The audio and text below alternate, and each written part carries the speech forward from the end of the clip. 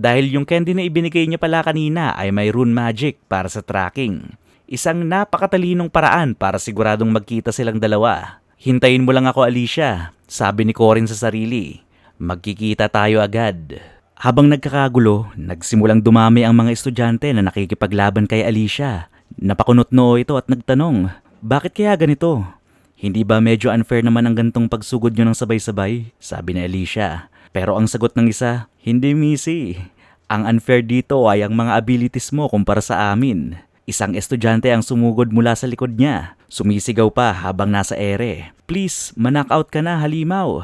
Sa kasamaang palad, isang malaking bato ang tumama sa kanya. Isang bato na ibinato ni Corin habang papalapit siya kay Alicia. Kakaiba ang aura ni Corin, pero kahit ganoon, nagpasalamat pa rin si Alicia sa kanya. Tapos, bigla na lang siyang inatake ni Corin. Alam niyang hindi hamak na mas mababa si Alicia kumpara sa genius niyang ate. Pero kahit papano, nasa top 1% pa rin siya ng mga students sa Merkaba Academy. Si Alicia na kaya ang 7 students ng sabay-sabay, ang rank ng mga students na yon ay rank 3 at 4. Kaya hindi siya nangamba noong sumugod si Corin dahil rank 5 lang din siya. Well, after 30 seconds, nangamba na siya. Inatake siya ni Corin ng sunod-sunod, puno ng sigasig at lakas. Napaatras si Alicia. Nagulat na mas malakas pala si Corin kaysa sa inaakala niya. Sobrang lakas. Hindi lang basta-basta ang mga galawan ni Corin. Pinaglalaroan siya ni Corin, kina-counter-attack at pinipressure niya siya. Pero kahit ganoon, may butas pa rin ang depensa ni Corin, sabi na Alicia. Sinubukan niyang sumugod. Gumamit siya ng counter-attack. Umatake si Alicia kung saan mahina ang defense ni Corin. Pero nagulat siya. Dineflect lang ito ni Corin. Nailihis ni Corin ang kanyang espada at iniredirect ito sa lupa. At sumugod ng diretso si Corin papunta sa kanya. Napasigaw si Alicia nang tumama ang atake ni Corin. Pero agad niyang ginamit ang aura niya para harangin ito. Kung hindi niya ginawa yon, siguradong tapos na siya. Pero kahit sobrang lakas o sobrang bilis si Corin, ang level ng mastery niya sa mga skill na ginagamit niya ay hindi biro. Sino ba talaga ang Corin Lock na to? At sinasabi nilang rank 5 lang siya? Hindi siya makapaniwala sa sarili niyang pagkatalo. Ngumiti si Corin, hawak ang blue armband ni Alicia. Naiinis si Alicia sa tabi, pero bago pa sila makagalaw, narinig nilang may paparating. Isang malakas na tunog ng espada ang narinig niya. Blinak ni Corin ang isang malaking bakal na espada na gawa sa ironstone. 4 na beses na mas mabigat kaysa sa bakal. Ito ang uri ng sandatang ginagamit laban sa boss monsters. At dahil ito ang mode ng pag-atake kay Corin, sure siyang problema ito. Wow, na-block mo ang espada ko, sabi ng may-ari, si Dron Warski, isang rank 2 na warrior. Ang armband mo, akin na lang, sabi niya. Ayaw talaga ni Corin na makasalubong si Dron ng ganto, pero wala siyang magagawa. Anong tanging choice ni Corin? Ipakita ang 100% ng kanyang lakas. Parang si Taguro. Kaya tumakbo siya ng sobrang bilis papalayo kay Dron kasi ayaw niya itong labanan. Nagulat siyang tumatakbo din si Alicia na nasa likod niya at sumisigaw sila parehas na ayaw nilang mamatay. Kasama si Alicia, tumakbo sila hanggang sa makita nila ang cabin na dapat nilang marating. Pero hindi doon natapos ang problema. Sino pa ba ang nakaharang sa entrance? Si Cranel, ang Golem Sorcerer. Isa sa mga rank 2 na students. Sabi ni Alicia, ang unfair nito at binablock niya ang entrance. Hindi nga ito patas, sabi ni Corin. Sa harap at likod niya ay 2 malalakas na kalaban, pero wala siyang choice. Kung hindi niya sila matatakasan, lalabanan na lang niya siya. Kinagabihan, kumatok si Corin sa pintuan ng cabin. Hawakan 3 blue armbands. Pwede na bang pumili ng premyo? Tanong niya na may kasamang ngiti. Sa gilid, nakatingin lang si Alicia, halatang humanga sa kanya. Hindi makapaniwala si Alicia sa mga ginawa ni Corin. Paano niya nagawa yon? Ginamit niya ang utak niya. Inatake ang core ng magic sword bago pa ito makapag-output ng buo. Nilihis niya ang espada papunta sa lupa para ma-stuck ito. At iniwasan ang mga hindi niya kayang harangin at iniredirect ito sa mga golems. Ginamit niya si Dron bilang shield laban sa mga atake ni Cranel at sinira ang mga kristal ng golem. Pagkatapos, nilabanan niya si Cranel. Ang bilis ng reaksyon ni Corin, ang husay ng kanyang mga desisyon at ang paraan niya kung paano lumaban ay parang isang taong sanay na sa digmaan, isang tunay na mandirigma. Parang pinapanood ko ang ate ko, bulong ni Alicia sa sarili, at sinabing mag-work hard din siya para maging kasing galing nila. Samantala, si Dron Warski ay tila nag-iisip. Bakit alam ni Corin ang kanyang mga attacks at abilities? Sino kaya siya? Sino nga ba talaga ang Corin Lock na ito? Mula sa araw na yon, natandaan ni na Alicia, Dron at Cranel ang pangalang Corin Lock sa kanilang sariling mga paraan. Ngayon, ang pinakamalakas na estudyanteng natitira sa hunting grounds ay ang druid na si Yuel na may proteksyon ng kagubatan. Pero hindi lang mga kalahok ang nasa loob. Sa kasamaang palad para kay Yuel, nakasalubong niya ang pinakamalakas na mage sa Merkaba Academy, si Mariat Donalev. At pagkatapos ng kanilang laban, lumapit kay Mariat ang huling taong inaakala mong hindi makikita doon. Mukhang may hinahanap si Waran. Pinagbubugbog lang ni Waran ang mga students na may hawig kay Corin. Sinabi ni Waran kay Mariat na hindi siya interesado sa kanya kaya aalis na siya. Mabilis siyang tumakbo palayo at itutuloy niya ang paghahanap kay Corin. Pero gumawa si Mariat ng ice wall at humingi si Mariat ng paumanhin sa pagharang niya sa daan ni Waran. Pwede mo akong i-ignore, sabi ni Mariat kay Waran, sabay sabing, base sa regulation ng event na ito, ako ay isang monster at hindi kita hahayaang makaalis at hindi ko pwedeng palampasin ang kahit sinong estudyanteng humarang sa akin. Sa isip ni Waran, walang kwenta ang mga pinagsasabi ni Mariat. Alam niya kasi na kayang-kaya niya bugbugin si Mariat eh. Balik tayo sa reward shed, kung saan pumipili si Corin ng kanyang premyo. Ang pinakamahalagang bagay na pagpipilian doon ay ang Shark Bear's Bile. Pero may iba nang nasa isip si Corin.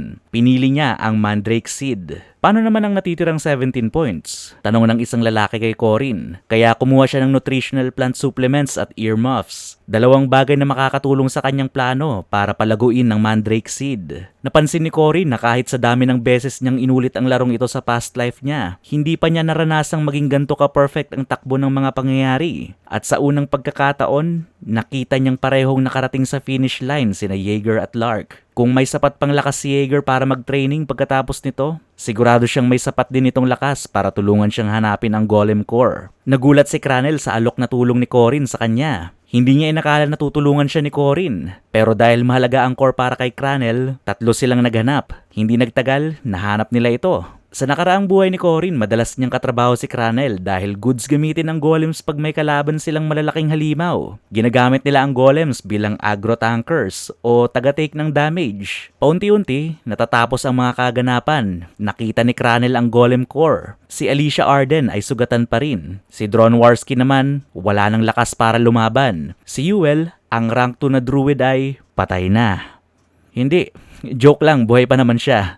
Nang makatayo, itinuro ni Yuel ang direksyon kung saan naroon si Mariat, habang nagrereklamo tungkol sa mga pinaggagawa ng mga propesor sa kanila. Narinig ni Corin ang lupa na dumadagundong. Ang mga hayop sa gubat ay nagsisimulang magsialisan. Si Mariat ay nakikipaglaban para sa kanyang buhay. Kalaban ni Mariat ang pinakamalakas na student sa academy, si Waran. Habang hinahabol ni Mariat ang kanyang hininga, tumalon si Waran sa ere para atakihin siya. Gumawa si Mariat ng ice wall para mablock ang atake ni Waran. Nag-promise si Mariat sa mga professors bago mag-start ang event na hindi siya gagamit ng magic na lagpas sa intermediate level. Pero ang gamit niya ngayong magic level para sa laban nila ni Waran ay advanced magic na. At bugbog pa rin siya. Sinipa ni Waran ng ice barrier ni Mariat. Nawasak ito at ang lakas ng impact. Sabay tumama ito sa tiyan ni Mariat. Halos mawalan siya ng malay. Ginamit na ni Mariat ang advanced magic niya. Pero tila walang-wala ito sa rank 1 na student na si Waran. Matapos tumama sa isang puno, binalaan ni Mariat si Waran na wag nang lumapit. Pero alam niyang ang nasa harap niya ay hindi isang student,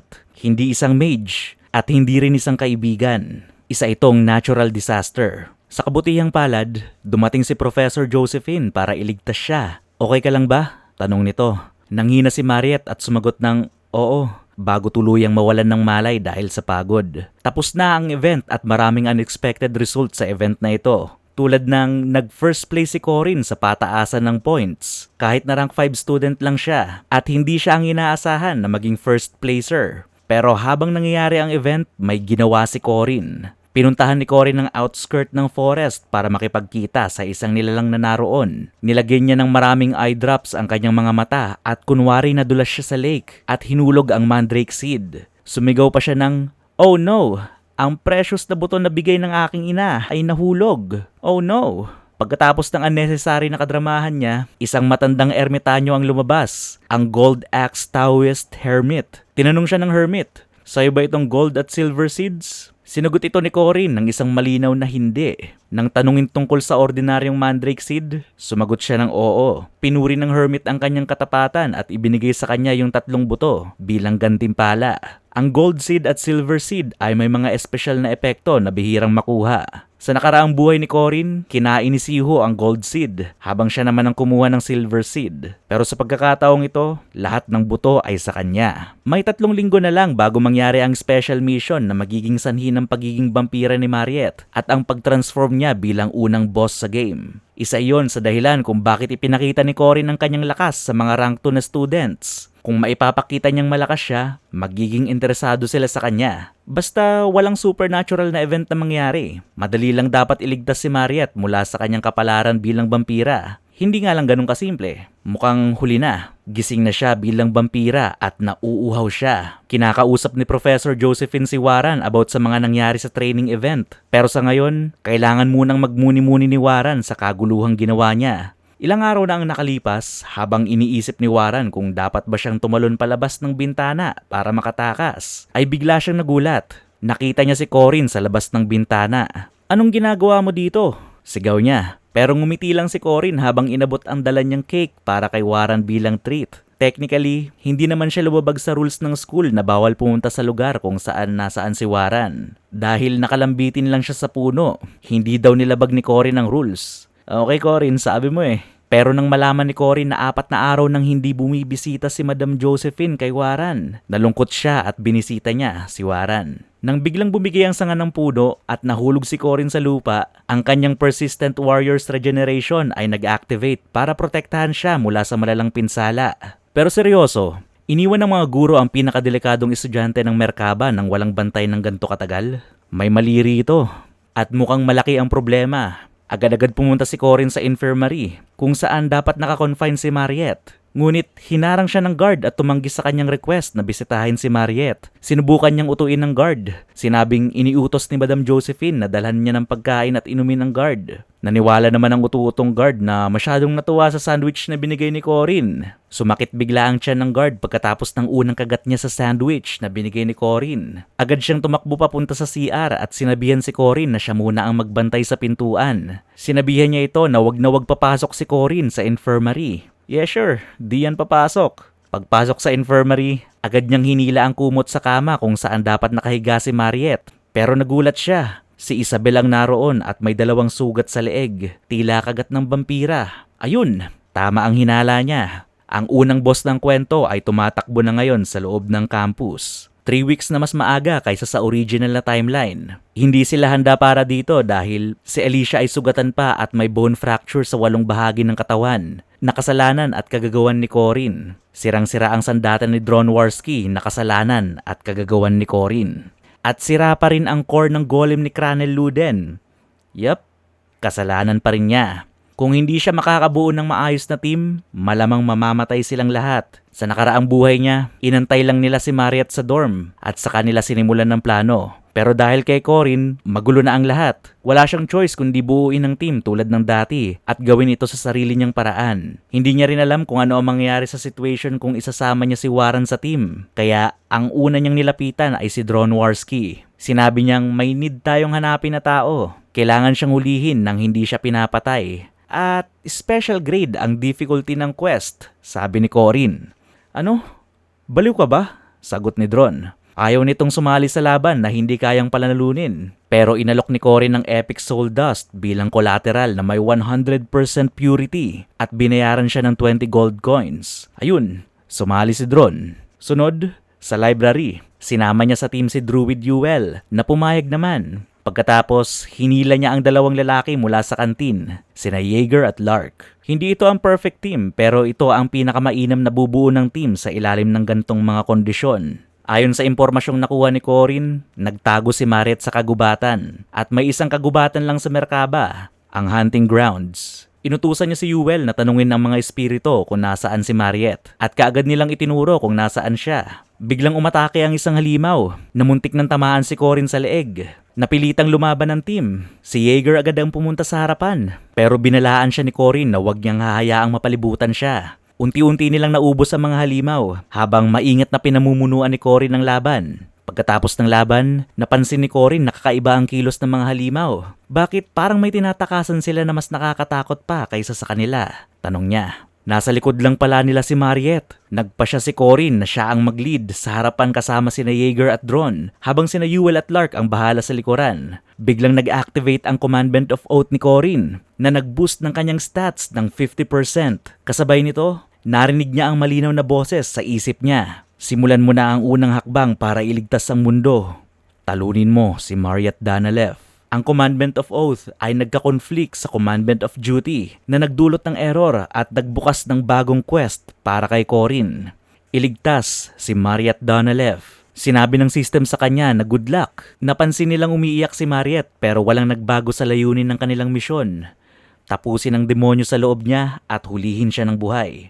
Sa kasamaang palad, hindi naging madali ang laban. Ang mabigat na espada ni Dronwarski ay nablock ng isang pulang blood orb. Isang familiar na teknik na gawa mula sa dugo ng vampira. Nakakagulat na newly transformed pa lang na vampira si Mariette pero kaya niya nang gumawa ng gantong klase ng orb.